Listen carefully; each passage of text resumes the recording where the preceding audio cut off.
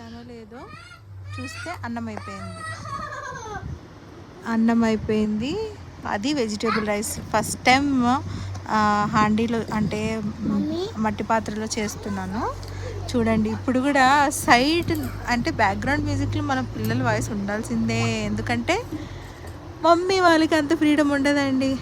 మీరు మాట్లాడుతున్నప్పుడు పిల్లలు వచ్చి మాట్లాడుకోవడమా, వాళ్ళు అట్లా చేయకపోవడమా. చూడండి వెజిటేబుల్ రైస్ ఎంత బాగా వచ్చిందో. అంటే వెజిటేబుల్స్ కొంచెం తక్కువ వేసాను, ఏం బాగా వస్తుందో లేదా అన్న డౌట్తో.